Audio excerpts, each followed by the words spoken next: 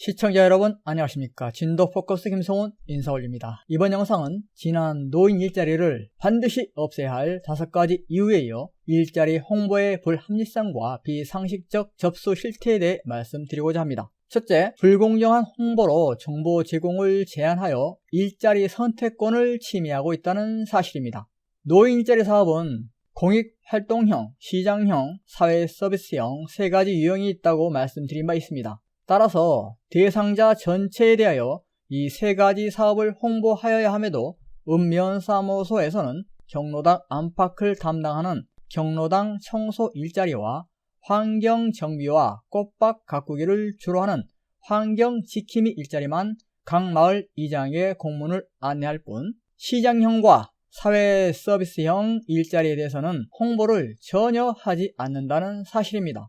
면장 명의의 2024 노인 일자리 사업 참여자 모집 안내 및 홍보 협조 공문에 몇 글자 더 넣는 게 그렇게 어렵습니까?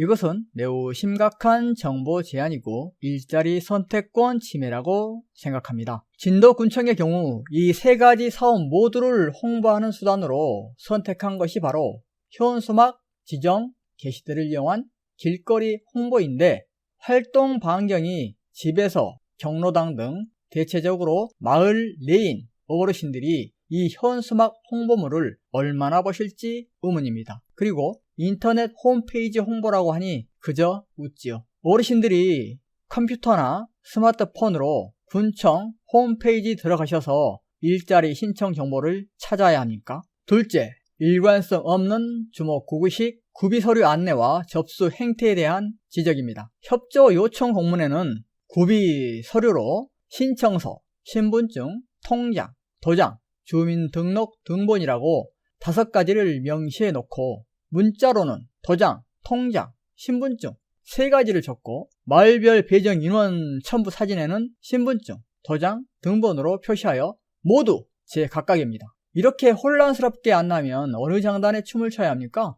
3가지 안내 형태에서 빠지지 않고 등장하는 것이 바로 도장인데요. 접수하러 면사무소에 가면 도장은 안 찍고 서명을 하게 한다고 합니다. 도장을 가져오라고 안내했으면 도장 찍고 접수를 신속하게 진행하는 게 순리지, 일일이 자필로 서명을 하게 하면 그만큼 접수는 더디 진행될 수밖에 없고, 그렇게 되면 번호표를 받고 대기 중인 어르신들이나 접수하는 어르신들이나 모두에게 불편을 초래하게 될 것은 자명한 사실 아닙니까?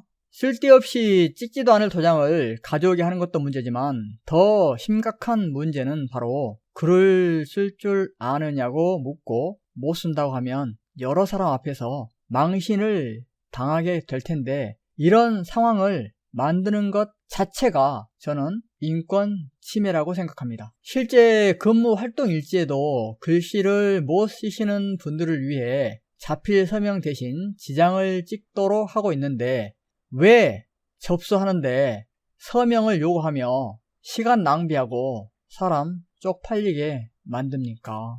셋째, 접수 장소의 문제인데요. 접수처가 하필이면 2층입니다. 2층까지의 계단은 고령의 노인분들에게 결코 쉬운 길은 아닐 것입니다. 계단을 오르내리다 넘어져 낙상할 위험이 크기 때문입니다. 지팡이 짚고 보행 보조기를 이용하시는 분들이 태반인데, 어이없게도 이 얘기를 공무원에게 했더니 걷는 걸음걸이도 점수에 반영한다고 하니 참으로 어이가 없었습니다. 체력이나 활동 능력 테스트가 필요하면 공정하게 시험 감독관이 대상자에게 일정 거리를 걷도록 한다거나 일정 무게 쌀가마니를 들게 한다거나 아예 체력 테스트를 하지 그러십니까? 끝으로 주민등록 등본 제출 요구의 부당성에 대해 지적하고자 합니다. 대한민국이 전자정부를 표방한 지도 언 20년이 된 것 같습니다. 행정정보 공동이용 시스템을 운영 중인데, 이 시스템이 무엇인가 하니 국민들이 인허가 등 각종 민원 신청 시에 필요한 구비 서류를 제출하지 않아도 민원 담당자가 전산망으로 확인하여 민원을 처리하는 전자정부 서비스라고 합니다. 그렇다면 주민등록 등본 발급 수수료 400원 챙길 목적이 아니라면 행정력과 정의 낭비를 자초하지 말고 있는 시스템을 100% 활용하여 주민 등록 등본 제출 정도는 면제하는 것이 이 시스템 구축과 운영 목적 그리고 노인 복지와 일반 상식에 부합하지 않겠습니까? 이상 제가 본 노인 일자리 사업 홍보와 신청 접수 과정에서 드러난 문제점을 지적하오니 관계 행정기관에서는 이를 바로잡아 진일보한 노인 복지 증진을 위해 노력해 주시기를 부탁드리면서 영상 마치겠습니다. 끝까지 시청해 주셔서 감사드리며 항상 건강하시고 행복하시길 바랍니다.